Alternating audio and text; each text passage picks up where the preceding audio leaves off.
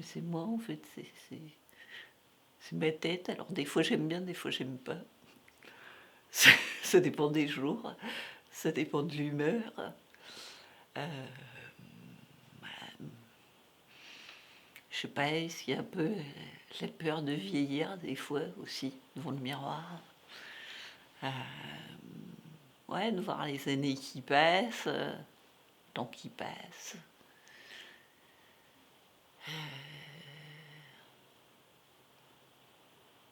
Ça a un peu la peur de se regarder soi-même. Mais bon, le miroir, c'est moins pire que l'écran, quand même. Puis il n'y a pas la voix, on s'entend pas dans le miroir. Après, je sais pas trop ce que j'y vois, moi, dans ce miroir, en fait. Un peu quelqu'un un peu au milieu, comme ça. Au milieu entre l'enfance et la vieillesse, voilà, c'est ça, c'est middle age crisis. Et qui sait pas trop, pas forcément qui sait pas où aller, mais qui sait pas trop quel chemin prendre pour aller où elle veut. Puis des fois qui est pas sûre de savoir où elle veut aller aussi. Après, c'est une solitude aussi, en fait, ce que je vois dans le miroir. C'est. Ouais, c'est de se retrouver face à soi-même.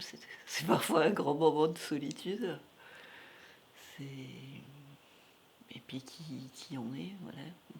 Qui je suis, moi, à ce moment. Avec ce que j'ai vécu, avec peut-être ce qui m'attend après, ce que je n'ai pas encore vécu. Et puis finalement, qu'est-ce qu'il y a de l'importance dans tout ça? Voilà, qu'est-ce qui reste derrière le miroir? Petite psychanalyse, là. C'est. Ouais, peut-être à la fois un espace vide pour tout réinventer. Des fois, l'envie de faire un peu. De redémarrer, d'oublier. Moi, en fait, j'oublie beaucoup de choses. J'oublie beaucoup de choses du quotidien. J'oublie des fois des choses du passé. Et. Alors, des fois, c'est pas pratique. Mais en fait, des fois, c'est bien d'oublier parce que ça donne un peu de liberté. Ça donne de la liberté pour aller de l'avant. Et voilà, quand une chose est passée, elle est passée et on passe à la suite.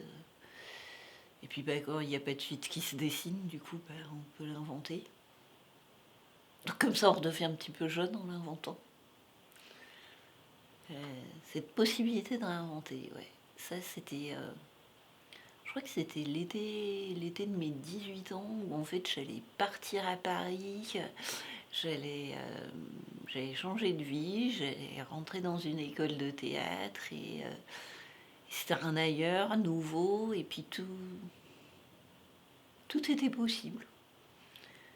Voilà, j'étais à la mer, c'était l'immensité de l'océan et tout est possible. Et on ne sait pas, c'est la merveilleuse incertitude de ce qu'il y a devant.